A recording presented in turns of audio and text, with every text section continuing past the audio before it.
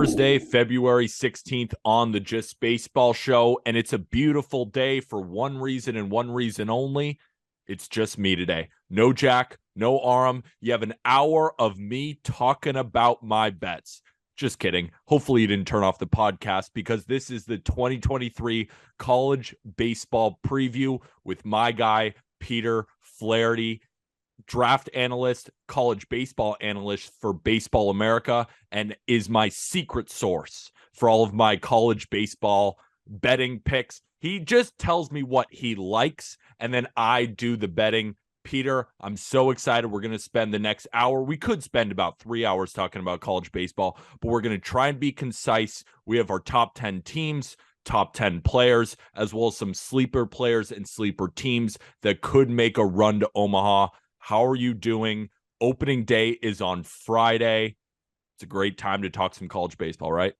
I was going to say, first, thanks for having me on. I'm super fired up. And also, the one thing you left out of my title, I was a former JB and honorary, I guess, now JB team member. So wouldn't be where I am without the Just Baseball crew, but I'm so amped to talk about college baseball with you. Just like every year, there's, a ton of great teams, a lot of great players, and I could go on and on about it, but I'm excited to dive into it with you. I don't like calling you honorary. I don't like calling you former. I like calling you secret weapon. Oh, Secret I love weapon. it. I'm down. Awesome. Let's get straight into it, not waste anybody's time because we have so much to go over. We're going to go top 10 teams, top 10 players, a sleeper player that you should be on the watch for, as well as a sleeper team that could make a run for the College World Series in Omaha. So we'll go 10-1, and let's start with Vandy. And Vanderbilt is always that team that's in the mix, right? The Jack Leiters, the Kumar Rockers. It seems that every player you look up on Baseball Reference, most of them have been to Vanderbilt. Most notably, Dansby Swanson was the number 1 overall pick, and we often see them take they have the best players. They have one of the best coaches in the country. They're just a really well-rounded team, but they have a lower rank this year than I think in previous years. Sometimes they're the number 1 team. Sometimes they're within the top 5, but from my knowledge of looking at past years, because I'm a college baseball guy, I almost like to call myself an analyst, even though, I've been writing on justbaseball.com, but you're the college baseball expert. Why is Vanderbilt maybe 10 when in previous years they might be 1 or 2? I don't think it's an indictment on Vanderbilt so much as just it is an endorsement of the talent ahead of them. You look at teams in some outlets like Wake Forest, Florida, Stanford, Tennessee, LSU, and I mean, those are stacked teams. And that's not to say Vanderbilt isn't a great club in their own right. I don't think there's ever been or ever will be a bad Coach Corbin-led team. I think it's just a testament to how deep college baseball is as a whole. I remember last year when we were at the College World Series, Vandy was just such a fun team to watch, and they still have a loaded roster. Like, who are some of the best players that we got to watch out for? I think it starts with, and not to jump into our next segment of top 10 players, I think it starts with Enrique Bradfield in center field. We'll talk about him more in depth when we go through the top 10, but it's like game breaking 80 grade speed. He sets the standard for 80 grade speed. Like for all the people at home listening, when they're like, well, there's a 20/80 scale. What's the 80 grade? All I hear is 60s and 70s. No one ever throws out an 80. It's because it's so rare. And Enrique Bradfield is one of the few guys that has an 80 grade tool. And he's not just a speedster. He's got great baseball IQ, which enhances, I think, his base stealing ability. I'm going on about him already, but he's a great defender, great hand-eye. Starts with him on the dirt. One guy that I think is going to break out this year is Jonathan Vastine. He's a shortstop. Left-handed hitter, had a great summer in the Northwoods, was an all-star. And their starting rotation is really, really good. It'll be headlined by Carter Holton and Andrew Dukanich. Dukanich was a blue chip freshman who was a projected second round draft pick by a lot of outlets, and he made it to campus. So I think him and Holton, along with Devin Futrell, make for a really good starting rotation, and they've got just a bunch of solid players all around. And also, Patrick Riley will be used in a variety of ways. So I think those are the headliners to watch out for. But in looking up and down this roster, there are a lot of players that have big time upside and could easily propel Vanderbilt, just like any other year, to a national championship. Parker Nolan, I'm glad to see back at first base. He's a guy I remember who just hits mega tanks, and he's definitely a fun guy to watch. Let's talk about number 9, Oklahoma State. So I just wrote up my top 10 second baseman article, and Rock Riggio was the number 1 guy at the second base position, because there's some guys, Tommy Troy, who second baseman, shortstop. He's mostly going to play shortstop probably for Stanford. That's Stanford infield. We're going to talk about them in a bit. There's some other guys, but he's kind of the main second baseman. And I know he's one of the key players because Oklahoma State always turns in an incredible product. And that's why they're at number 9 again. Yeah, I love the Pokes, and I always seem to fall in love with them every, tournament time. I think that Coach Holiday does a great job. They've always got just a bunch of dudes on their team. Obviously, Rock Riggio is a great second baseman. But one of my favorite players, maybe my favorite player on the team, is their shortstop, Marcus Brown. He can really pick it on the left side of the infield. He's a true shortstop. That's where he'll be professionally. Super competitive kid, loves to win.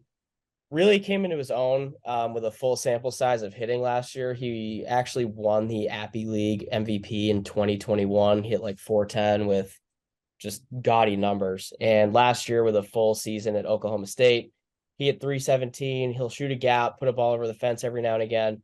But him and Riggio make for one of the best middle infield duos in the country. They're great players. And then obviously getting Nolan McLean back after getting drafted and not signing is huge. He might have the biggest raw power of anyone in the country. And then also on the mound, he's great in the late inning role. And then they've got a really, really good freshman class, and the headliner in there is outfielder Nolan Schubart. I know this fall that the staff was just absolutely glowing of him and his ability. And he got some pretty lofty player comps, and he kind of looks to be next in line to be a first round pick out of Stillwater. So they're going to be a really good team. They're going to hit. They're always going to hit. The key for them will just be pitching and sustaining consistency in the pitching staff. So I'm fired up about him. Another transfer arm to watch for him is from BYU, actually. Jansen Kiesel throws from a really low slot, uncomfortable at bat for everybody. He's got kind of a sweeper slider that's flashes plus when it's on, and he's a big velo guy. He's up to 100 this fall. So they're a really exciting team. And I kind of have a few teams circled to always watch them. And I know Oklahoma State this year will be one of them. Yeah, they're always that kind of team, right? Just loaded with talent. I think, like you said, the only question mark might be the pitching staff, but this team could win a lot of 10-8 games, right? Their offense is just incredible. I agree. They're, like you said, and that's a good point. They're a team that's going to have no problem getting into a shootout with another team. They're absolutely down with like a 12-10 kind of game, 13-9, like you were saying. They have no problem going punch for punch. Yeah, they're the team kind of on this list. I mean, all these teams are incredible, but they're one of those teams where you can expect 7 runs, and it's just about allowing less. And then if they allow 7, they're probably going to score 10. And that's why you'll see them most likely be in the top 10 for the rest of the season. 8 is Arkansas. And Arkansas, I remember last year when we did this podcast, they were one of our favorite teams, and they kind of let us down a little bit in the playoffs too, in the regionals. And I'm a little bit, I guess, more down on them, and maybe it's just a sour taste from last year because we were so freaking high on them. They should probably be at 8. Am I missing anything with Arkansas? Well-rounded team. They got a good lineup. They got a good pitching staff. Don't seem like a lot of weaknesses, but at the same time, they don't seem to have the mega star power, maybe like last year, or that we're used to a team with Arkansas. Am I off there? No, I was going to say, I think that people look at this year's Arkansas team and kind of be like, okay, where's the guy or guys that warrant them being so high? But I think what they might lack in a loud household name, they make up for just in sheer talent. Yeah. Similar to Vanderbilt, Coach Van Horn and his staff are unbelievable and get the most out of their guys. And they've also got a bunch of freshmen who didn't play that much last year, who had outstanding summers and falls that they'll come out of, to some people, not to the Arkansas staff, but they'll come out of nowhere to some people this year and be like, where did this guy come from? And like, how is he hitting 310 with 12 jacks? So that's kind of the team they've got. And they've got 2 absolutely electric arms on the mound in Hagen Smith and Brady Tigert. Tigert, his breaking ball kind of went viral last year when he first started coming in close games. It's just an absolute demon curveball. Spin rate pushing like 3,000 RPMs, little bit of deception in there. And then their Friday night guy is going to be Hagen Smith. the left-hander. He was really good as a freshman, was a freshman All-American, starter profile. He's a really good guy that you're going to have taking the ball on Friday nights. They're dealt a tough hand this past week with Jackson Wiggins going down to Tommy John because, you know, he's an outstanding arm talent, obviously, but if you throw him and then JUCO transfer Hunter Holland in there to round out the rotation, that's a pretty darn good rotation. And they're still going to be a good team. They'll be competitive all year. But obviously, if any team loses someone like Jackson Wiggins, that's gonna hurt. But on the position player side, Peyton Stovall is a guy that I think is going to really, really, really announce his presence. He was a super highly touted freshman last year, making it onto campus. Similar to Dukanich, he got first and second round grades going into the draft, but decided to go to school, and he's just a really pure hitter. His numbers were respectable last year, but he's a guy that he could end up hitting 330, 340 with 10 plus bombs, and I wouldn't be surprised. Kendall Diggs is another. You look at his stats from last year, they're not going to jump off the page at you, but he's another really good baseball player, can really hit, can really can really feel the ball. And then they brought in a couple of transfers from the JUCO ranks. Hunter Holland was one of them. And then shortstop Harold Call is another. And he is really, really good on the dirt and is going to be the guy to fill the void left by Jalen Battles' departure. And two guys that are kind of under the radar on their roster, maybe that I like, are Brady Slavens and Jace Borfin. Borfin had a great freshman year at Oklahoma, had an up and down last couple of years, but the talent that he's got is undeniable. Same with Slavin. Slavin started off at a junior college. He hit like 5'10" at his junior college. And he's just going to be a great veteran guy to have around over at first base and anchor the infield. So while they might not have that kind of star power, they're going to be a really competitive team all year. Yeah, I had two quick questions for you. You don't need to dive into it a ton because we have so much to cover, but Tiger was one guy who I remember in the bullpen, but he is making the transition to the starting rotation, right? He should be their Saturday guy. I think they're going to still use him out of the bullpen. Okay. I think he's going to be their lights out closer. Okay. And then Peyton Stovall was a guy who I left off my second base. He was probably number 11, and that's not really a detriment to Stovall. That's more of a testament to the rest of the list, how many good second basemen there are in the country. Did I make a mistake there? Are you expecting a huge year for a guy like Peyton Stovall? I think you might look back and be like, I should have stuck Stovall on there. But I think given the talent across college baseball, because like you said, you can only rank 10 of them. I think just looking across the talent of college baseball, there's always going to be an odd man out, and he might be that guy. Yeah. And at number 7, this is a team that I think you and I are really, really high on.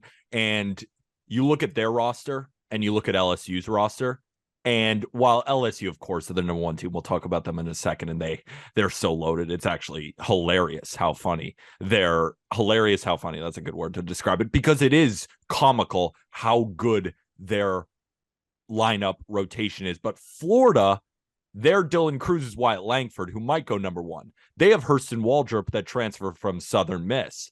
So I highly recommend checking out Not Gambling Advice, my betting podcast. Florida is one of the teams that I picked and you really like to potentially win the College World Series, but they come in at number 7.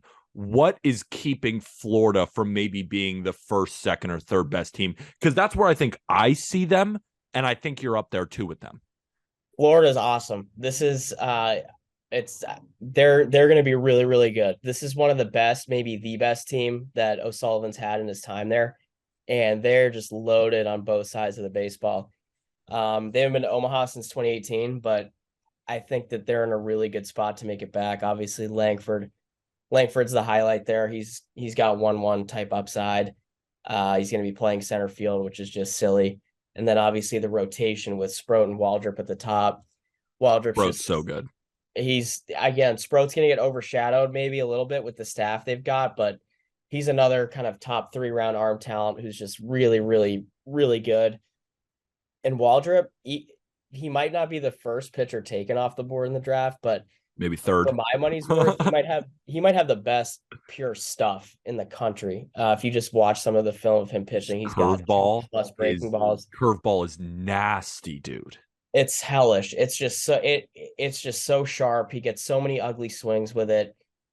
He's super athletic on the mound. This summer he quieted down his delivery a little bit, which will be great. And then two sophomores that I think are going to be really good for them this year, who were limited last year because of injuries, are Jack Caglianone and Pierce Coppola. Coppola, 6'8" lefty who will be in their weekend rotation. I don't know if he's going to be ready on Sunday, but within a few weeks he'll be their Sunday guy, or however they want to shuffle him. And then Caglianone will play first and then also close. He was up to 99 on the mound, and he's got just silly raw power. The exit velos he was posting this fall were just absurd. I think I saw one that was like 113 or 114, and I might be selling him short. But they're just going to be really good to watch. And then the infield, Colby Halter is a guy that I think is going to be the X factor for them. They've got a lot of star power, but Halter was one of the better guys I saw this summer on the Cape. He, I think, was tied for the league in home runs with 7 or 8. Really solid on the dirt. Josh Rivera getting him back is a win, and then BT Riopel behind the plate. They're just stacked in all facets. So the SEC is going to be loaded this year. They're loaded every year, but the talent that some of these teams have is just stupid. BT's a transfer, right? I think that was a huge get for him. Yeah, so he was from Coastal, and he transferred in last year. So last year was his first year at UF. And he was really good. And then he's got one more year left. He absolutely had offers to go pro, but opted to return to UF. So they kind of had a few wins in the draft too, with guys coming back. So we're going to talk about Waldrop and Langford when we get back into our top 10 overall players, but let's talk about maybe our favorite team in all of college baseball this year. My pick to win the College World Series. I know you love them to win the College World Series.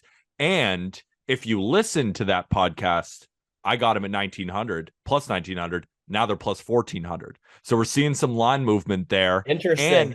And we're also seeing some preseason polls come out now where Wake Forest is getting even higher. And now they're at number 6. I think that obviously we're going to talk about Rhett Lauder a little bit later when we talk about our top 10 players, so we don't have to get into him a lot. But a guy who I almost put as my most underrated player or biggest sleeper, I guess, is Teddy McGraw. And it's not because he's a sleeper, because he might go in the first round. It's just, it's hard to find a better Saturday starter in all of college baseball than that guy. He's not Jack Leiter. I mean, that's stupid, but he's the undersized righty who's up to 95, who has a couple of good secondaries. He has good command, and he's just a really good pitcher. Nick Kurtz, I mean, is he the best hitter in the ACC? You look at his swing, and he was a freshman last year, I think, with an 1,100 OPS or something nuts.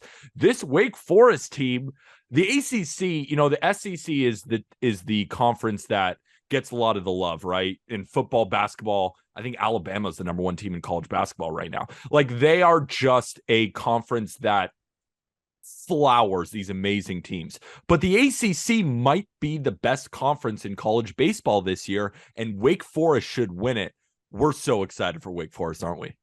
I was going to say, we could do a show on Wake Forest only and spend like an hour plus talking about them. I think that's how much you and I love them. But you hit on it. They are maybe like as a completed team, and this is going to be a lofty comparison, but they're maybe as complete a team up and down as LSU is. If you look around the diamond and up and down the rotation, I would love to see someone try and find a hole or kind of any area of weakness for them. Because if you look at their rotation, like you said, they've got a definite first rounder and maybe a top 10 pick in Rhett Lauder. I think so.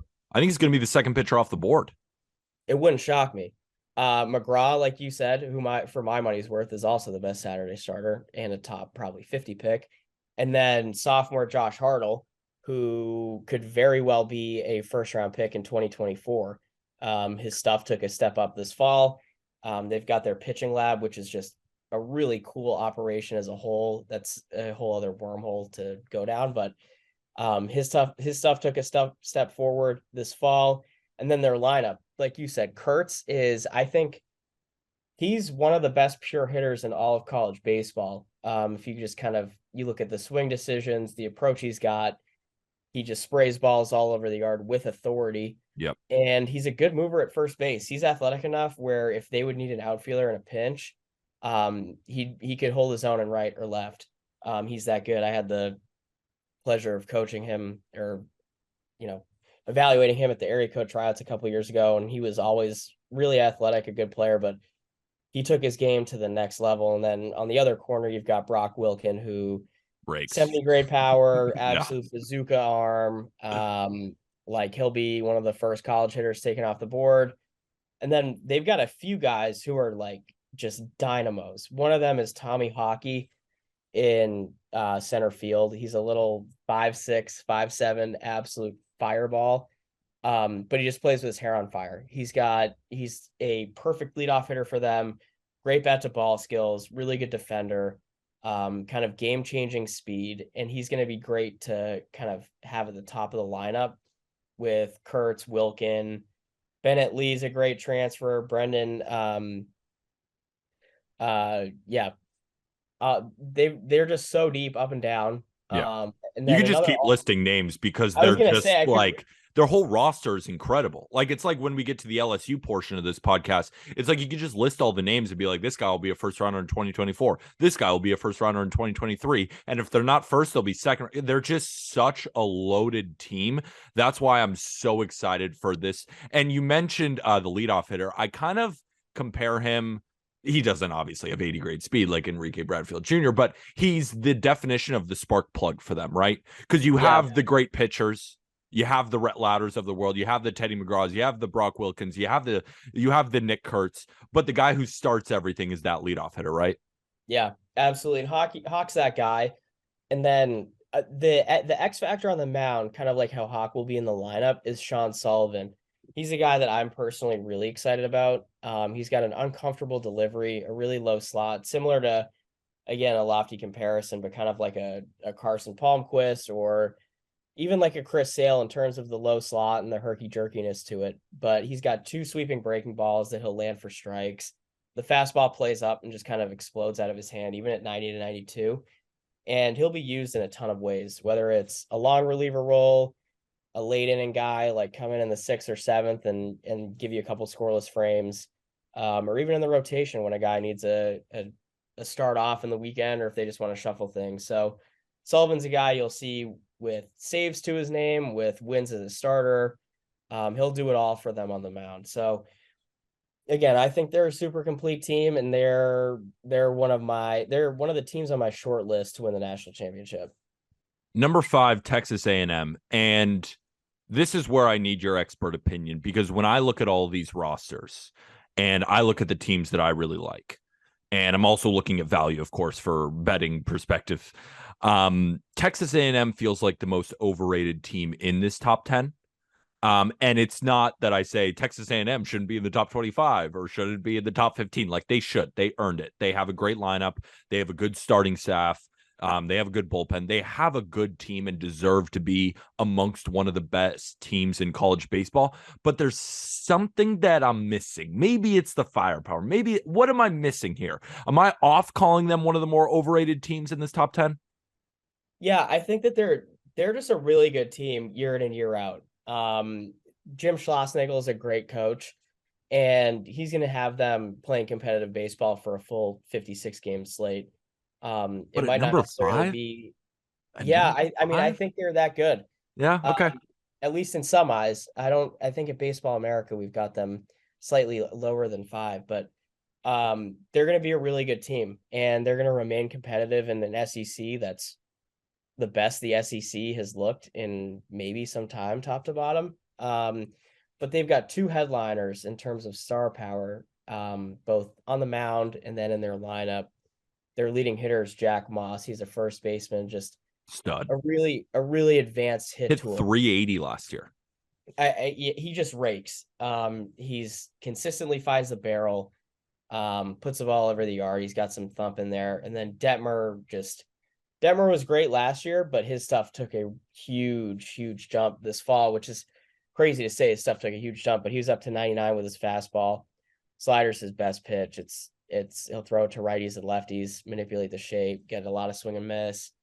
And they brought in also a lot of pitchers from the transfer portal. Josh Stewart from Texas was really good this past summer. Troy Wansing, actually from Purdue, is a key transfer to keep keep your eye on. Left-handed pitcher. He'll be in their weekend rotation, who is great. And then they've got a freshman dude who will explode this year. I'm betting on him. Jace Laviolette. He's an outfielder. Huge raw power. He hit 3 home runs in a scrimmage this past fall. He'll be in their lineup from day one. So I think that they're right in that top 10 mix, and they're going to be a really good team. That's why you're the expert and I'm the fan, because you did convince me that they're not overrated. They might just be 8 and not 5, not Right. 15, where I might place them. And we decided to use D1 Baseball's rankings because, of course, Pete Flaherty, he's over there at Baseball America. So we tried to do just kind of an unbiased ranking.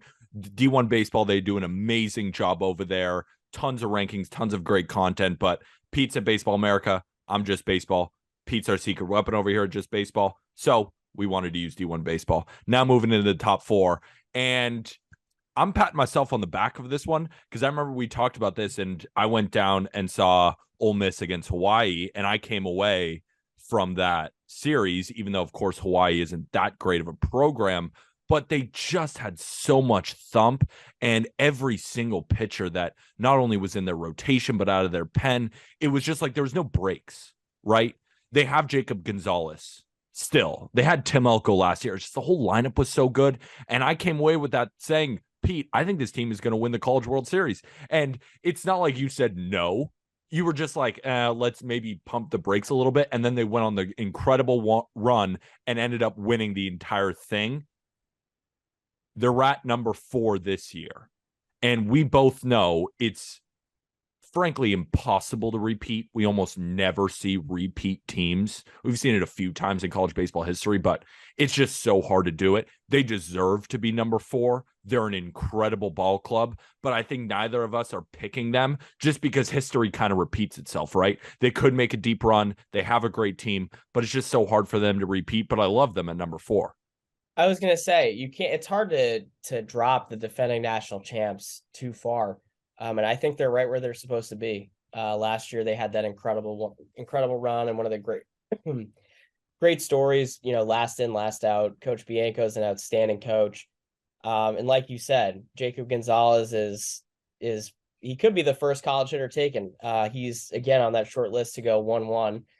Might be on the outside looking in right now, but he those bloodlines. Luis Gonzalez, man. I was going to say the bloodlines, left-handed hitting shortstop with impact. Yep. Could be tough to pass up on. But outside of him, Calvin Harris is really good behind the plate for them. Was Hayden Dunhurst's backup last year, so now he'll be their catcher full-time. He's a really good hitter. He's from Iowa, just kind of a classic Midwestern, like corn lifting, strong guy. Kemp Alderman in the outfield and DH role just has as much pop in his bat as anybody. What he might lack in a pure hit tool, he makes up for literally just any time he makes contact. It's going to just fly. TJ McCants is a great center fielder. Peyton Chatinier is a key vet, and kind of like what's becoming the norm in college baseball, they loaded up in the transfer portal. They went and got Xavier Rivas from Indianapolis University, a small D2 school, but don't let the lack of kind of school name fool you. He is going to be a really, really good pitcher for them, and factor in right away into their weekend rotation, which will be headlined by Hunter Elliott, who, like Hagen Smith, left-handed pitcher, really good freshman year in the SEC, was a freshman All-American. He kind of profiles as that day one type draft pick in 24, and then in the outfield, Ethan Groff from Tulane is a key transfer they got. He had a really good season for Tulane. He'll start for them. So again, sort of like everyone was writing off Ole Miss last year, and they learned that you can't ever really write off the Rebs. For the people that are kind of skeptical of them at 4 or top 5, top 10 ranking, they'll likely prove them wrong again. So yep. I'm definitely not gonna go against like Coach Bianco and what he can do with his talent. So I like them there, and they're going to come out with a huge chip on their shoulder. They're not going to kind of spend time lulling and lingering on that national championship from last year. Yeah. If there's any team that can repeat, I think it's Ole Miss. Number 3, Stanford. We love Stanford. We I love was gonna Stanford. say, But it's wait for been Stanford. but the thing is with Stanford, like they just like they get there and then they don't close it out. And that's always been Stanford's problem. But you look at their team and it's why can't they win? I think for my money, he's not the best player in the country. I don't even think he's the best two-way player in the country. But Braden Montgomery is, I think, the most exciting player in the country because he can throw 100 off the mound. He has huge power and huge speed. I think he might be the toolsiest player in college baseball. I mean, there's, of course, other names that you have to throw in there, but just a guy that maybe people aren't thinking about for all the tools. I think Braden Montgomery should be in the conversation. I also think that Stanford has the best infield in baseball for my money. Tommy Troy, Drew Bowser. You could continue to name names. This Stanford team has as good of a roster as well as a great head coach too. This team is primed to make a run at Omaha. It's just, can they get over the hump, which they've failed to do so in previous years? Yeah, and they haven't won a national title since 1988, but it seems like every year, especially the last 2 years, they've made it 2 years straight. They've been in Omaha. They're absolutely in a spot to make it for the third time in as many years. But kind of looking up and down the roster, you mentioned the talent, but they returned 2/3 of that lineup from 2022, and they But they led the lose pack. Brock Jones. Ugh. Tough loss, but Yeah. they led the pack in RBIs. They led the pack in home runs. They had the second highest team batting average with a 309 average. And the best power hitter in Carter Graham is back. Second leading hitter Tommy Troy and first round draft pick is back. You mentioned Braden Montgomery. I think his future is likely as a hitter, but on the mound, the stuff he has now is more than enough to be effective at the college level. He's 98 with carry, and then from right field, he's got a 70 arm. So, and then the rotation is also great. With Quinn Matthews up at the top. He's a pitchability guy, but he's got great stuff. His changeup's his best pitch. Drew Dowd's another lefty who will be up there at the top of the rotation, who's again kind of just a strike thrower, attacks hitters. They might have the best reliever in the country outside of Andrew Walters, maybe even up there with Andrew Walters. With Ryan Bruno, again, up to 100. His changeup had a ridiculous whiff rate of, I think, like 56% last year. Jeez. Yeah, and he's got just stupid loud stuff. And also in their lineup, they've got a catcher, Malcolm Moore, and he's definitely a candidate for Pac-12 Freshman of the Year. It would not shock me if he wins National Freshman of the Year. Wow. He's maybe the best pure hitter to make it to campus of the 2022 draft class, and all he did this fall was hit. And he picked up kind of, he didn't miss a beat, and he also hit what went unnoticed. He went out to the West Coast League because you can play there as a rising freshman. He played for the Bellingham Bells, and he hit, I forget his exact batting average, but he hit over It was high. 375. Yeah. Yeah. And then Eddie Park, Brock Jones is obviously tough to replace his impact in the lineup. But Eddie Park is a really good hitter, gives you consistent at bats, plays great defense. He'll play center field for them. So they're in great hands between the returning talent, a few freshmen they've got. They're right there, and this is probably the best spot they've been in to kind of break that national championship drought. Number 2, the University of Tennessee, 57-9 record last year. They were easily the best team in college baseball during the regular season, but come Omaha, didn't happen. Chase Dollander. Do I need to say more? I mean, we're going to get to our top 10 players, so I don't even really want to talk about him, but he's the best pitcher in the country. I don't want to talk about him because we're going to talk about him in a second. But down the line, probably the best pitching in the country, and they have a great lineup. Of course, they deserve to be number 2. But I remember when we were talking about teams that can win the College World Series, and remember that if you listen to that other episode on Not Gambling Advice, it's a betting preview. It is teams that we're trying to find the best value. And when we were in our group chats and we're just cooking up all this kind of stuff, Tennessee was a team that we didn't really talk about. And I understand why, but tell me and tell the listeners why Tennessee maybe didn't make your teams of they have the best value, because you look at the roster, man, and I mean, it's incredible. Yeah, I was going to say up and down. Obviously last year they have that historic 57 win season. They lose in game 3 in the super regional, which again, for really any team making it to a super regional, 27 outs from Omaha is largely in looking at the big picture considered a successful season. But I know that it left a really, really sour taste in Tennessee's mouth, and they're going to come out firing on all cylinders without, sleepwalking through any series during the year. Kind of, you saw them maybe do that against like Kentucky last year, but they're just going to be firing on all cylinders all year. They've got perhaps the best starting rotation with Dolander, who's probably the best pure pitcher in college baseball. Chase Burns as a freshman, really impressed. Who's a top 5 overall candidate next year. And then also sophomore Drew Beam, who was really impressive last year. And then they lost some to the draft. They lose guys like Jordan Beck and Drew Gilbert, Jarrell Ortega. But again, common theme, they hit the portal. They bring in Maliahuna from Kansas, who he can really hit, but he can really, really pick it on the dirt. He's got a plus arm, moves really well, projectable body. I know he's a guy that they're really excited about. Christian Moore will play second base.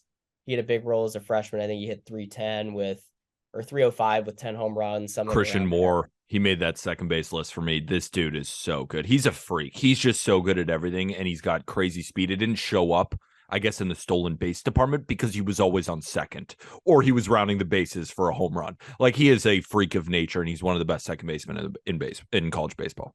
I agree, and he's a psycho competitor too, in the best way. He's always talking in the dugout, encouraging his teammates, always up at the top step.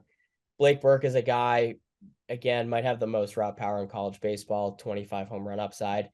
And then Jared Dickey, he kind of dealt with the injury bug a little bit last year, but he'll catch and play the outfield for them. And he hit 380 last year with a chock full of extra base hits. So again, kind of going up and down this Tennessee roster, you're kind of looking for holes, and they're tough to find them. So they're going to be right in not only the SEC championship mix again, they'll be in the national championship mix. And I would not be shocked if they get to Omaha. I'd actually be a little surprised if they didn't.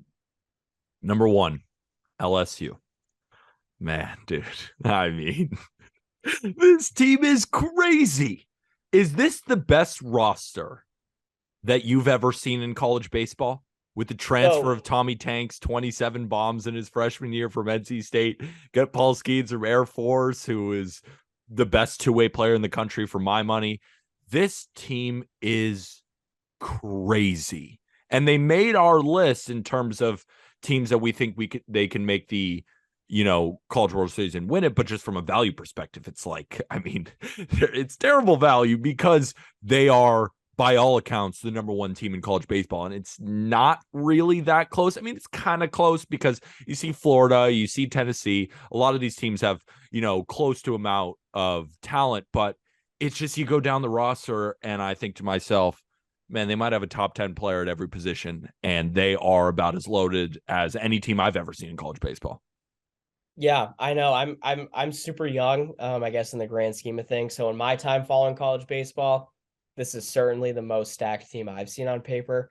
I think if you go kind of back in history a little bit, that USC team with Randy Johnson and Mark McGuire on the same roster is tough to beat. But it's certainly in my time following baseball, and certainly in recent memory, this is the most stacked team on paper. We could just talk about their whole team. But headliners, obviously, Dylan Cruz, the odds-on favorite right now to probably go 1-1. I know Wyatt Langford is right there with him, almost neck and neck. Trey Morgan is just a super freaky, athletic first baseman, can really hit, great hand-eye coordination. Such a good fielder. That's what goes so underrated about him. Unbelievable glove. And I love following you on Twitter, and you definitely, everyone listening should go check out Pete on Twitter, Peter G. Flaherty. He put out this thread about Trey Morgan, and I was looking at lists on the first baseman, and I thought to myself, why is he so low on these things? Like, what does he do wrong? He's quick. He has a great glove. He's got power. He's got bat to ball. He's got the whole package as a first baseman, and he's got the flair. Like, he's fun to watch too. Like, what am I missing there? I think it just hurts him that he's a first baseman. You see, kind of looking at the draft value nowadays, and it's just kind of, you see first baseman, and you're just kind of like, oh man. But he's got the speed and athleticism to, in my mind, play an outfield spot, and I would not be shocked This is a whole other conversation, but I wouldn't be shocked if whoever selects him in the draft, if they end up using him in the outfield or at least trying him out there because he is that good. But again, like you mentioned, Tommy White, I don't there Not we much could to just say. He yeah, hits Tommy White. He had bombs. 27 jacks last year. Uh One of the best pure hitters in college baseball. It's 70 raw power, but he's not just a power guy. He can actually hit. He's got a great approach. He's almost impossible to pitch to. And then they're not just an offensive heavy team, they're also pitching heavy. They've got Paul Skeens, who's the best two-way player in the country for my money's worth. Thatcher Hurd, Ty Disgusting. Floyd. They're it's almost just unfair. And then of course the cherry on top, they had a ton of wins in the draft last year with guys like Paxton Kling and Chase Shores making it to campus. And of course, their entire freshman class has just been outstanding this fall. A couple of guys to keep your eye on is Chase Shores, who's reportedly been up to 101 with his fastball, who projects to be part of the rotation. Brady Neal's a great catcher, both with the bat and with the glove. And Paxton Kling is going to take over for Dylan Cruz probably after his departure. Just given his athleticism and speed in center field, he'll probably play an outfield spot this year and factor in day one. So they're going to be a really, really, really tough team, kind of looking at that Omaha regional, super regional format. They're going to be a really tough team to beat 2 out of 3 times.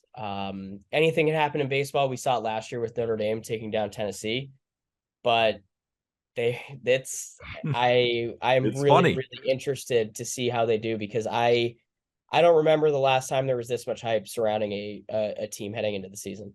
And not to mention, you mentioned all the players, but how about the fact that they grabbed the Minnesota Twins pitching coach and we're just like, hey, do you want to coach in college baseball instead of the bigs? Like, that's how good this team is. Like, I want us to cover that. He left the Minnesota Twins to be the pitching coach for LSU. I assume the paycheck was pretty even, but still, I mean, that's how good this LSU team is.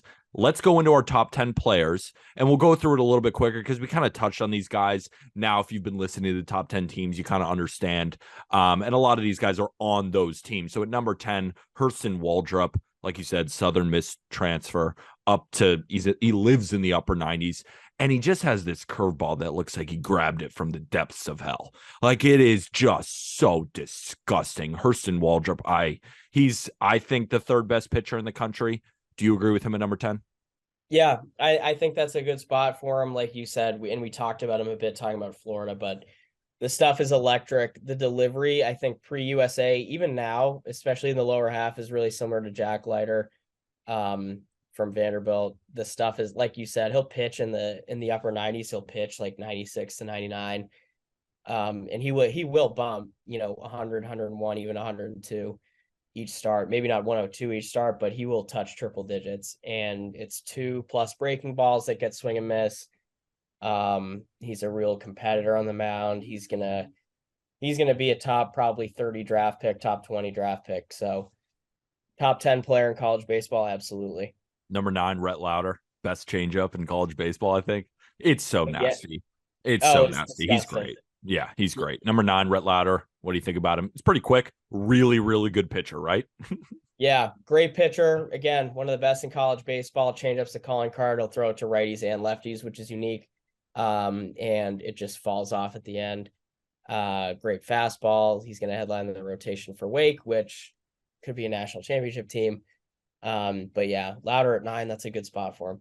Number 8, Jacob Wilson, son of Jack Wilson. Talk about plate discipline. Dude struck out 7 times last year. 7. It's Walked absurd. 25 times. He's absurd. He's probably going to be a top 10 pick in next year's draft, right? Yeah, absolutely. He'll be a top 10 pick this year. Again, kind of if you're looking for a dark horse at 1-1, it's kind of crazy to call him a dark horse because he's a 6'3" shortstop. Kind of reminds me of Jackson Holiday in that. Remember, of course, I got to give a lot of credit to our guy, Pete Flaherty. Maybe the best bet that we had last year was Jackson Holiday going number 1 at plus 1,100.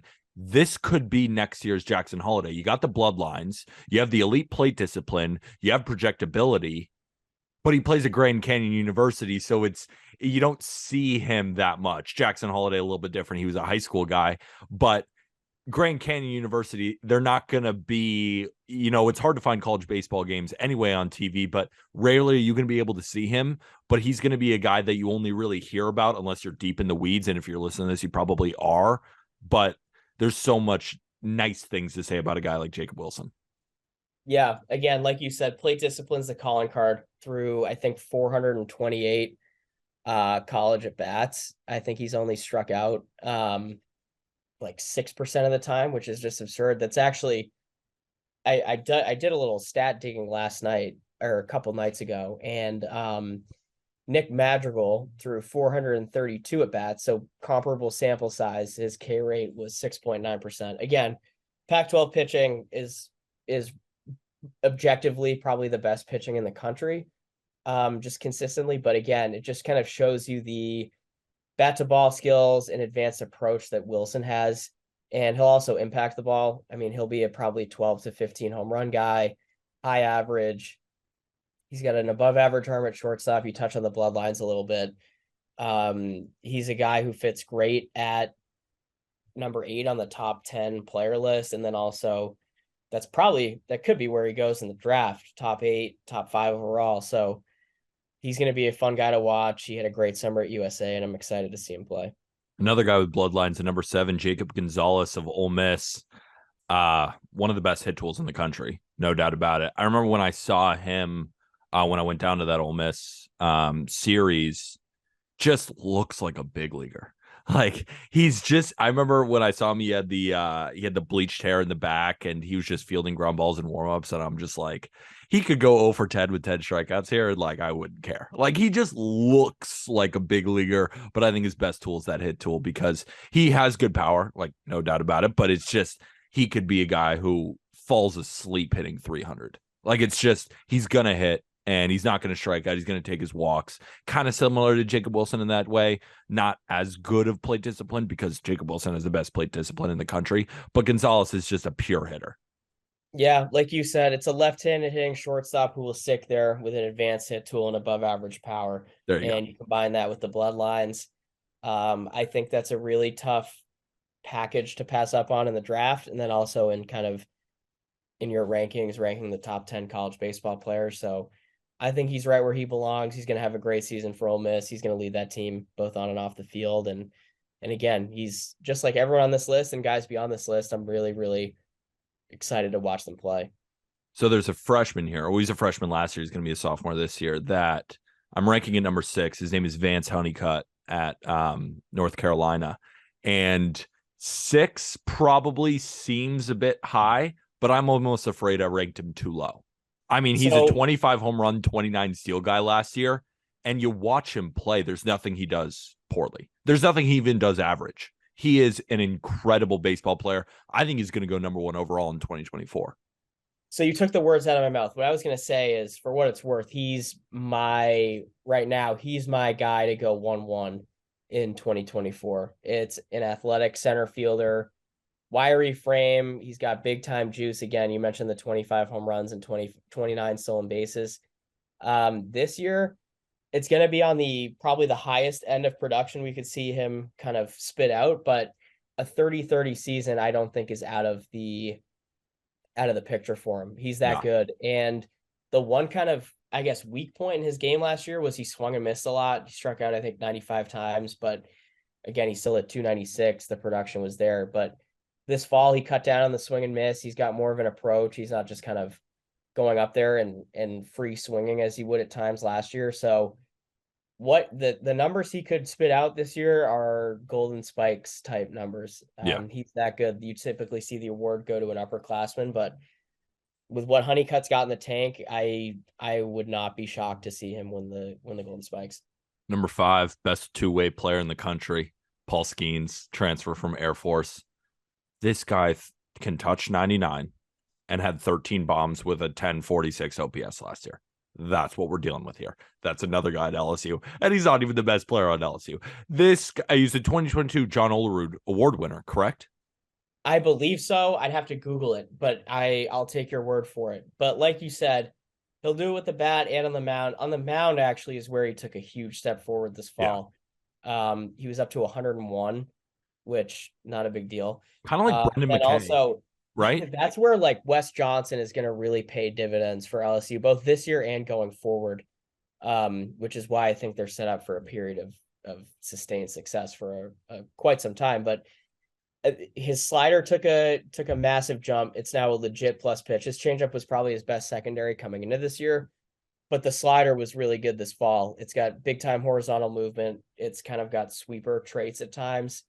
And he's really solidifying himself as a starting pitcher at the next level, which is huge. And I think 5, again, having Paul Skeens at 5 is a testament of, I guess, how deep college baseball is this year, because there's just so much talent up and down the list.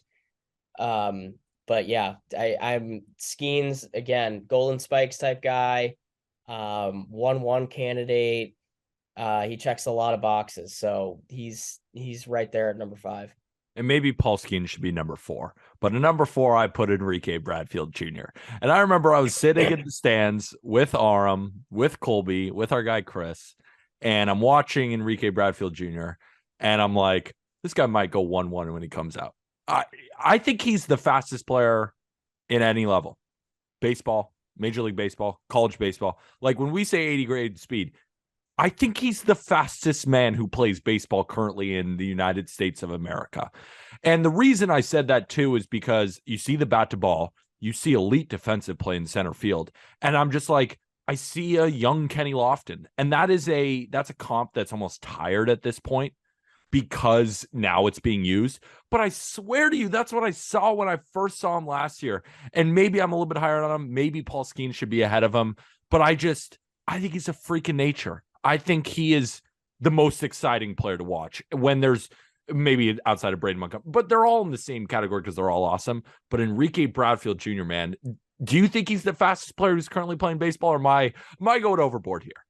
There's definitely an argument to be made. And what's crazy is his speed almost plays up, which is impossible to like fathom just given how quick he is just right out of the gate. But he's an excellent base dealer. So he uses that speed and he's so smart on the base pass. I remember he was taking like short leads than big leads. He's just like, he is such a nuisance. Again, that's perfectly said. We touched on it in talking about Vanderbilt earlier in the show, but he's got unbelievable baseball IQ and feel for the game. He's such a heady and smart player. Like he knows any pitcher that's on the mound, whether it's the starting pitcher or bullpen arm, he knows them, frontwards and backwards.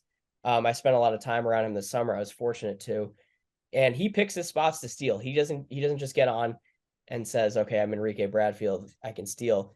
He knows when and when not to steal. He knows kind of, he gets a feel for his lead. He'll take different kind of leads. He'll take a jump lead. He'll take a walking lead. He'll take kind of a shorter lead. He's just a problem causer. And like you said, he's a nuisance and just a thorn in everyone's side. And then the defense is the defense. If college baseball had a platinum glove, he'd probably win it. Again, it kind of just goes back to his baseball IQ. He's got an incredible first step, really efficient routes to the baseball. He might not have like the bazooka arm that a typical center fielder or corner guy like Braden Montgomery has. Still a good arm. But it's more than serviceable, and he will absolutely stick there and hit and run his way to the big leagues. Number 3, Tommy Tanks is not number 3, but Tommy Tanks hit 27 home runs last year, and it felt like he was hitting a home run every single day. But Wyatt Langford, who is number 3 at Florida, hit 26 home runs. Like, that's how good Wyatt Langford is. And when I watch Wyatt Langford play at Florida, I don't think power first, which is a testament to Wyatt Langford. You might think power first because, of course, he had 26 home runs and every single ball that comes off his bat seems like it's going 110 miles an hour. But it's just like he's so well-rounded as an outfielder. And yeah, he might move to a corner when he reaches the majors, but it's just maybe to keep him healthy because I think he could play center. Like, he is just such a well-rounded baseball player, and he's not the flashiest. Like, he's not Dylan Cruz with the ferocious swing, but for my money, maybe the best all-around player in college baseball right now. Yeah, there's certainly an argument to be made. I mean, last year, 356, 26 bombs, great swing decisions and contact rates. I think a key for him will be in terms of going 1-1. I think he's a surefire top 5 to 7 overall selection, no matter what, barring anything disastrous. But last year he played left field for him every day. This year he'll play center field. If he can show he can play center field at kind of a professional level, which by all indications he did this fall, and he puts up kind of similar numbers to last year. It's such a big ask hitting 26 home runs again against the SEC, but again, 20 plus home runs, kind of 15 plus doubles. He kind of demonstrates that elite contact rate and swing decisions again. Good runner in center field, shows he can stick out there. I think that's a really appealing package, and a package that could have him go first overall. So I'm right there with you. I think he's probably going to win the Golden Spikes, to kind of give away that, but he's a really, really good baseball player, and I think he fits great at number 3. And number 2 and number 1, we can kind of talk about them in the same breath, because do you like pitchers or do you like hitters? Because Chase Dollander is at number 2, Dylan Cruz is at number 1. Chase Dollander at Tennessee, Dylan Cruz at LSU. And Dollander has been compared to guys like Steven Strasburg in the sense of coming out of the draft, he might be the best pitcher since, like that kind of level. He lives in the mid to upper 90s, incredible breaking ball, but also something that a lot of college pitchers don't have is the elite command, which he has. And then at Dylan Cruz, kind of like college baseball's Bryce Harper in the way, just because of the swing and how ferocious it is and how he's going to stick in center, because he's, I think, an elite center fielder out there. Like, take your pick. Do you like pitchers? Do you like hitters? Who would you rank at number 1 between Dollander and Dylan Cruz? Because I couldn't decide. It's just Dylan Cruz. I would take the true center fielder who rakes at number 1 instead of the right-handed pitcher, but that's just my choice. You might take Dollander over Cruz. I wouldn't fault you for it. Again, it really just, I don't think you're wrong in taking either of them, and no matter who you talk to. If someone says they'd have Dollander, if someone says they'd have Cruz, someone says they even have Langford or Skeens, I don't think they'd be wrong in saying that. But again, Dollander, like you said, probably the most major league ready pitcher in the country right now. Fastball metrics are just stupid. He's up to like 100. He'll, again, similar to Waldrop, he'll pitch 95, 98, plus slider, plus changeup. Starter profile. He's a guy that profiles to kind of fly through a system and be an impact arm in a major league rotation, maybe within 3 or so years, similar to 3 months, maybe. Again, yeah, it all depends. If he goes to a playoff team, I don't think that anyone kind of use him out of a bullpen, but he's ready. I have no doubt he could get major league hitters out right now and kind of navigate his way through a major league lineup. But Dylan Cruz is kind of the comp on the position player side in terms of MLB readiness. Super advanced hit tool, light tower power, can run. Got a good arm in center field. He's a good defender. He's kind of the most complete player, I think, in the country with a track record. He's a guy in 2020 during the COVID draft. He had a ton of buzz, chose to go to LSU, has absolutely made the most of it, and has turned himself into the 1-1 pick and might be his pick to lose at this point. But yeah, Dylan Cruz, probably the most impressive position player, Dollander, most impressive pitcher, and it is going to be a really fun year in the SEC and in college baseball. Give me a comp for both of them before we move on. And this is an impossible thing, but it always titillates me when I hear a comp. Of course, we're not going to hold you to it, because this is kind of an impossible question, because, you don't see these guys come along that much. But just to excite people, remember, don't hold this against my guy, Pete. But just when you watch Chase Dollander, who does he remind you of? And then when you watch Dylan Cruz, who does he remind you of? Oof, with Dollander, we'll go really lofty here and say Jacob deGrom.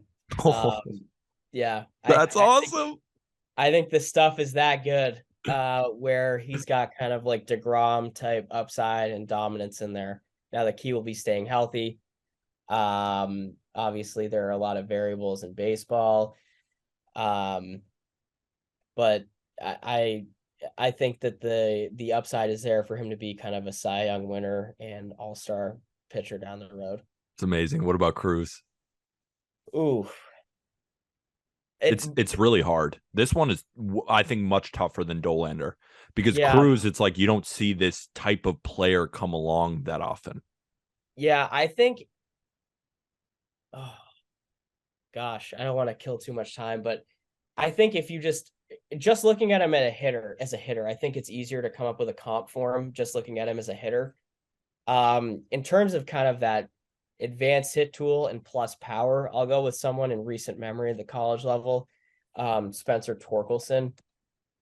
Just from a sheer hitter's standpoint, nothing that has to do with defense, nothing that has to do with anything outside of hitting. But just if you kind of take and isolate two of his tools, the hit tool and the power tool, And I that's think why he's so good. player. And that's why he's so good, right? Because imagine Spencer Torkelson playing center and sticking in center, not first base. So he's got elite first baseman hit and power. And then you put him in center field with the gun and the arm. That's how good these players are. Let's get into our sleepers to wrap up. I have a couple sleepers that I want to run by you. We'll go team, then player. My sleeper team, and this is teams that are outside the top 25. My sleeper team is Rutgers. Looking at Rutgers roster, like they were one of the best offensive teams in college baseball last year, and they're led by Ryan Lasko, who's going to be a top 50 prospect. And it's funny, I saw this no returning Power 5 player had more doubles than he did last year with 24. Evan Slight returns. I wrote up my first base and second base rankings. Chris Brito was on there. Tony Santa Maria were both top 10 guys at their position. But I think the only thing that's probably keeping them out of the top 25, and maybe the reason people are sleeping on him, is the rotation. Kind of a question mark. They got Jake Marshall. They got Christian Coppola. I need someone from Rutgers to tell me how to pronounce, but he's probably going to be the Saturday guy. And they also lost their closer to the. So I understand why they're not top 25, but I think they will be by the end of this year. What do you think about Rutgers? I'm with you on them. And again, if you talk about teams that are going to come out with a chip on their shoulder and be really hungry, it's going to be the guys out in New Jersey with Rutgers. They were, I think, wrongfully left out of the tournament last year. They had a great regular season. They were in the Big Ten championship game. I was pretty surprised when I didn't see him in the field of 64. Again, they return a lot of firepower on the offense. You look at that three-headed monster with Lasko, Slight, and Brito. Brito is a big-time thumper over there. Huge. Slight, advanced hit tool. Lasko, center fielder, twitchy guy, first, second round draft pick. And then they've got a true freshman, Max Martin, who's really good. He's great on the dirt. Really good hands at the plate. I'm interested to see how he hits this year.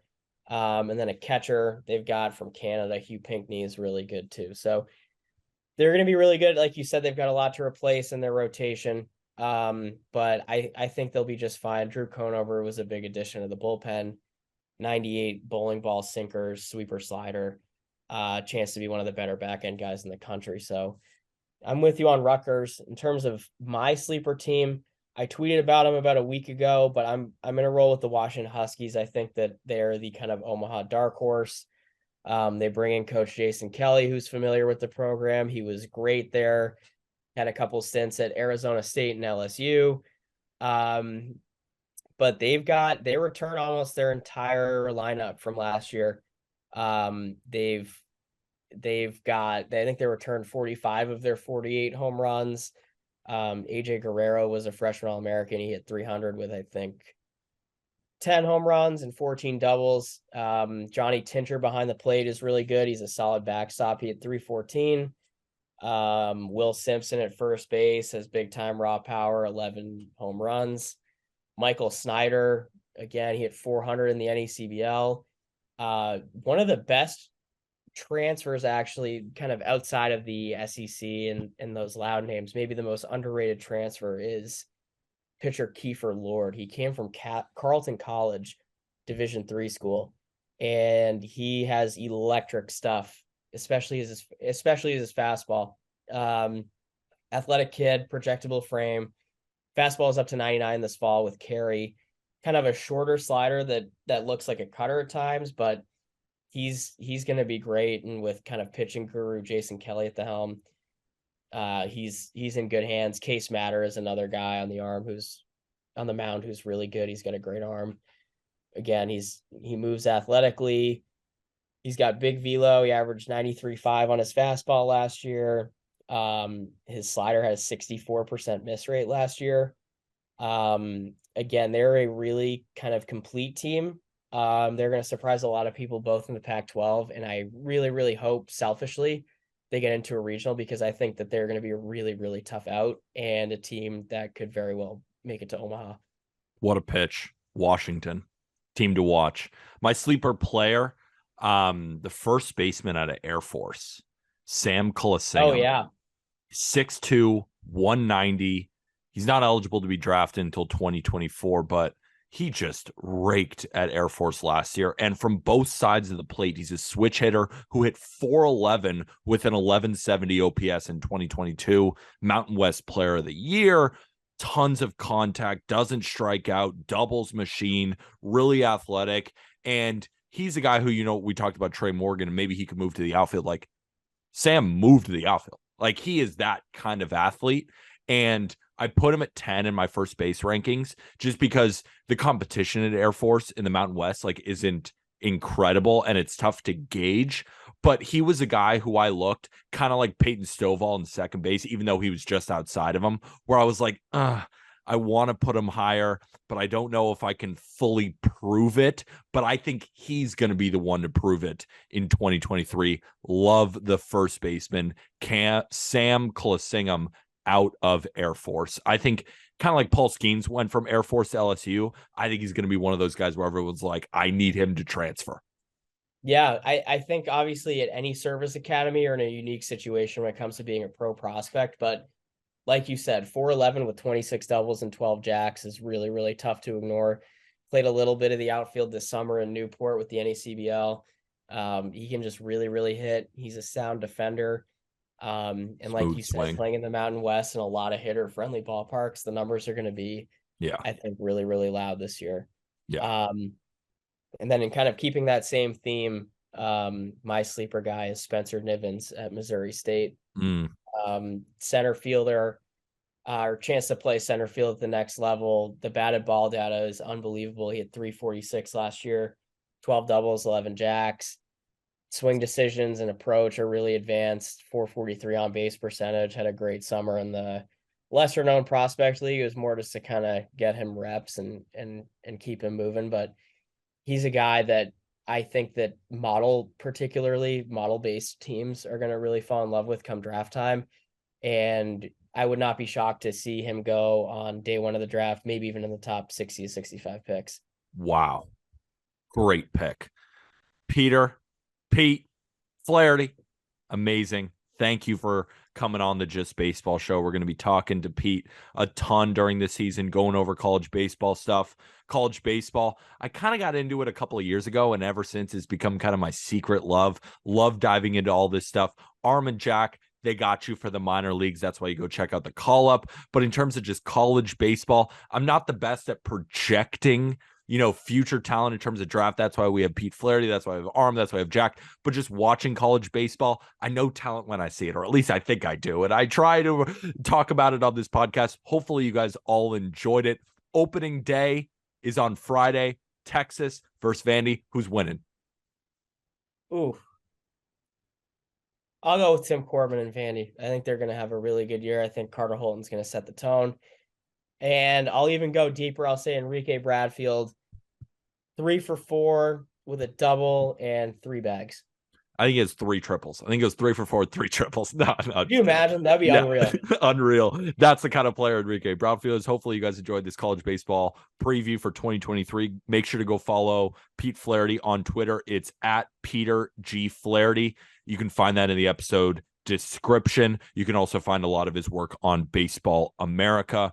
We have a ton of podcasts. Who's Better Baseball, the Just Fantasy Baseball Show, the Call Up, Not Gambling Advice. We're churning out content over here on justbaseball.com and on the Just Baseball Show and on Friday. So you'll find this, of course, in your podcast feed on Thursday, but you won't find it Friday morning in terms of Friday's episode like you normally do, because Jack, Aram, and I are doing a big production for my top 100 players. So mostly come out Friday later, and then you'll have it for the entire weekend. And then we get into our top 10 by positions. We got World Baseball Classic content. And if you're in need, if you are searching for World Baseball Classic stuff, head over to justbaseball.com. We have team previews, but we're going to be covering that closer to the World Baseball Classic. Aram and I will also be there in Miami from the 17th to the 21st, covering the World Baseball Classic. Tons of content coming over here at Just Baseball. Pete, before we go, plug anything you need. I was gonna say you got it with the socials, and then check out Baseball America for anything that you might be looking for, and then obviously unsubscribe, resubscribe to all the Just Baseball shows. Check them out. They do a unbelievable job at everything, and it was great to be on the show and chop it up with you. And I'm excited to be a guest in the future. This is one of my favorite episodes of the year. I love doing this with you. We've done it now. This is our second year doing it, and I can't wait to do it next year. But you and I, Wake Forest is winning in Omaha this year. They're our team. Can't wait to watch them. And with that, thank you, everybody. Thanks for listening.